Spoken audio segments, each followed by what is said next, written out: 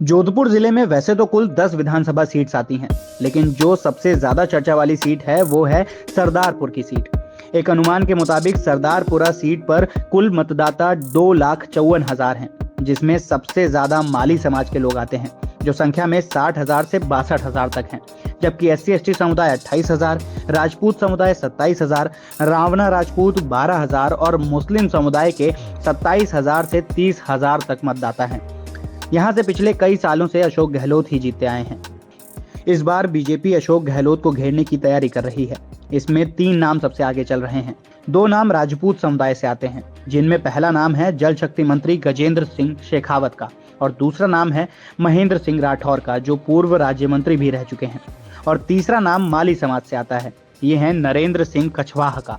ये पेशे से चार्टर्ड अकाउंटेंट हैं। राजस्थान में विधानसभा चुनावों का बिगल बज चुका है। हम इस वक्त जोधपुर में हैं। जोधपुर में तकरीबन 10 विधानसभा की सीटें हैं। उनमें से एक सीट है सरदारपुरा, जहां से खुद सूबे के मुख्यमंत्री अशोक गहलोत आते हैं। फिलहाल हम यहां पर महेंद्र सिंह राठौर के साथ हैं। वो पूर्व राज्य मंत्री भी रह चुके हैं, प्रोफेसर हैं पेशे से और इस वक्त बड़े नेता हैं बीजेपी के। सवाल यही आता है कि आप जोधपुर से आते हैं, सरदारपुरा के इलाके से। काफी हाई प्रोफाइल लगा था कि सीएम भी खुद लड़ने वाले हैं चुनाव, कई सालों से जीतते भी आ रहे हैं। इस बार क्या वो जो हर बार जीतने आने वाला जो हम टर्म इस्तेमाल करते हैं वो बदलाव होगा उसके अंदर? निश्चित रूप से होगा। और ये बदलाव राजस्थान में जिस प्रकार का कुशासन चला और सरदारपुरा क्षेत्र के प्रतिनिधि होने के नाते उन्होंने हर सरदारपुरा के मतदाता को तुष्टीकरण के तहत और भेदभाव के तहत लज्जित किया, उसी सूची के अंदर राजस्थान का जो सबसे बड़ा विस्फोट होने जा रहा है वो है कि अशोक गहलोत स्वयं इस बार सरदारपुरा से चुनाव हार रहे हैं। और जोधपुर के अंदर भी यदि अगर आप देखेंगे, आप आए हैं, आप यहाँ घूमेंगे, आपको स्वयं को सरदारपुरा मालूम चल जाएगा कि ये खड्डापुरा है या सरदारपुरा है। और कुछ क्षेत्र विशेष के अंदर यदि आप जाएंगे जहाँ परंपरागत जल स्रोत हुआ करते थे, नहरें हुआ करती थी, केवल वर्ग विशेष को संतुष्ट करने के लिए पैसों को जिस प्रकार लगा के इन्होंने सौंदर्यीकरण के नाम के ऊपर जहां प्रति बचाव के तहत जल संरक्षण का काम किया जा रहा है और यहां भेदभाव किया जा रहा है, ऐसा कोई वर्ग नहीं।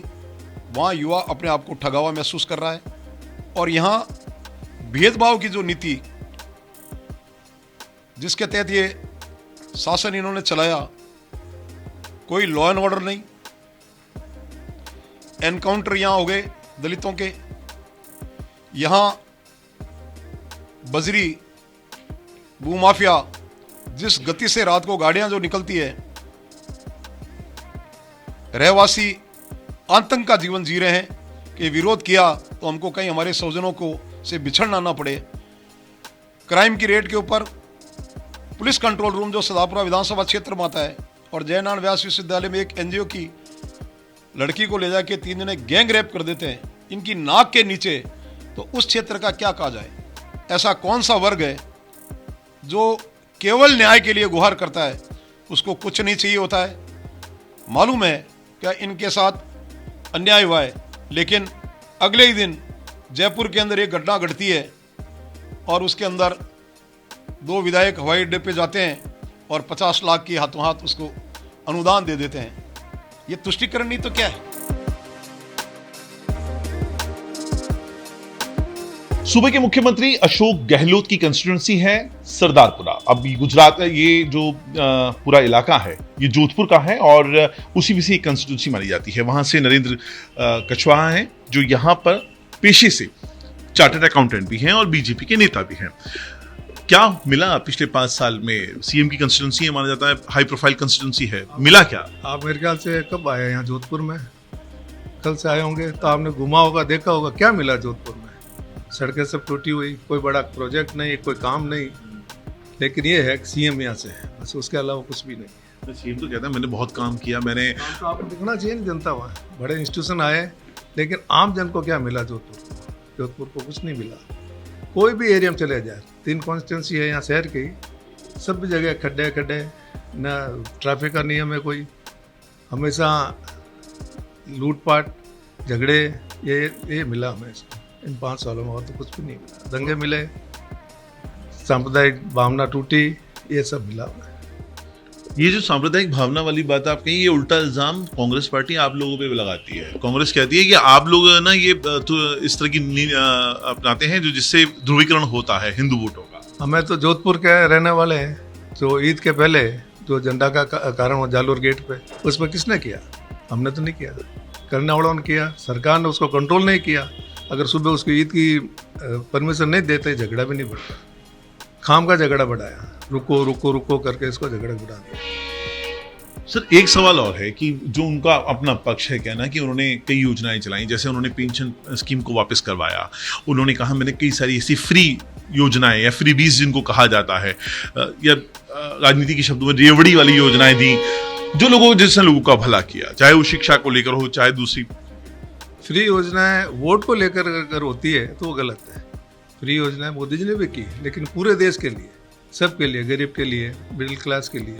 जैसे बिजली वाला काम है, गैस का दिया हमने कनेक्शन, वो फ्री में दिया, गैस भी दिए। इन्होंने उस गैस कनेक्शन को जो चयनित है उसकी रेट कम की। मोदी जी ने सबके लिए 200 रुपये कम किए, इन्होंने केवल उनके लिए किया। और उनको देखो तो सही कितनी है, वो कितने गैस उठाते हैं। ये केवल कागजों में, जैसे चिरंजीवी योजना 25 लाख कह दिया उन्होंने, 25 लाख हम देंगे। आंकड़े बताए ना, 25 लाख किसने उठाए? कोई भी नहीं, एक भी केस नहीं होगा। फिर आप हॉस्पिटल से पता कर ले, CMHO से पता कर ले, 25 लाख वाला मैटर कहीं नहीं। कोई 1 लाख, 1.5 लाख, 2 लाख ये है। पूरे राजस्थान में बीजेपी का नेतृत्व जो है, केंद्रीय नेतृत्व से उनके बीच में खटपट चल रही है, आपसी कला है। आप कहाँ से चल रही है? हमारा सिस्टम रहता है, प्रदेश अध्यक्ष इतना टाइम तक रहेगा, फिर चेंज होगा। मैं भी जिलाध्यक्ष था, 3.5 साल रहा, उसके बाद नए जिलाध्यक्ष आए, हम उनके साथ काम किया हमने। तो ये व्यवस्था बनी हुई है हमारे। इनको लगता है कि कहीं न कहीं कोई आपस में खिंचातान है, ऐसी कोई बात नहीं है।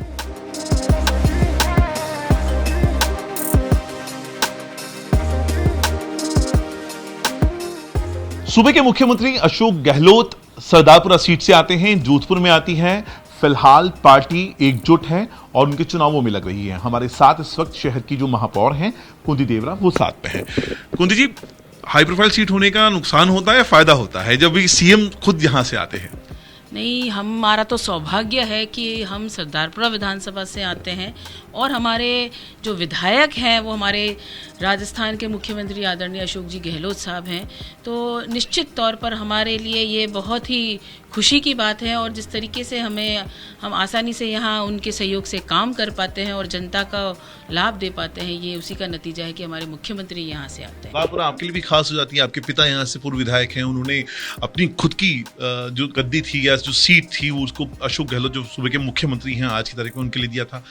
ये जुड़ाव बना हुआ है? बिल्कुल, ये मेरे लिए तो एक मतलब दिल से इस विधानसभा से जुड़ाव रहा है, क्योंकि बचपन से ही 1980 में जब मेरा जन्म हुआ तब मेरे फादर यहाँ से पहली बार MLA बने थे और उसके बाद लगातार 3 बार वो यहाँ से MLA रहे हैं। इसके साथ साथ ही वो यहाँ की UIT के भी चेयरमैन रहे और राजस्थान आवासन मंडल के भी वो चेयरमैन रहे। उन्होंने मुख्यमंत्री अशोक जी गहलोत साहब के साथ कंधे से कंधा मिलाकर हमेशा काम किया।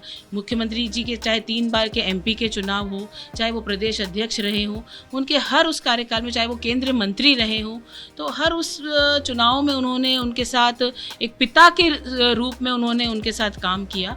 राष्ट्रीय मुद्दों का कितना असर रहने वाला है? जो मोदी आज 10 साल पहले जो मोदी के नाम से लोग जो वोट देते थे, लेकिन जो समय आज का है, जिस तरीके से उन्होंने झूठे वादे किए थे, चाहे 15 लाख नौकरियों की बात कही थी या आपके खाते में इतने पैसे आ जाएंगे, सभी बातें झूठी साबित हुई हैं। और जिस तरीके से इस समय में प्राइवेटाइजेशन की बात वो कर रहे हैं, तो उससे भी लोगों में एक अजीब सा माहौल पैदा हो गया है और खाली हवा में बात करने से हिंदुस्तान की जनता अब समझ चुकी है। तो मेरा यही मानना है कि राजस्थान ही नहीं, आने वाले 5 राज्यों में जहाँ जहाँ चुनाव है, हम वहाँ कांग्रेस का परचम लहराएगा और आने वाले 2024 के चुनावों में हम केंद्र में भी हमारी सरकार बनाएंगे।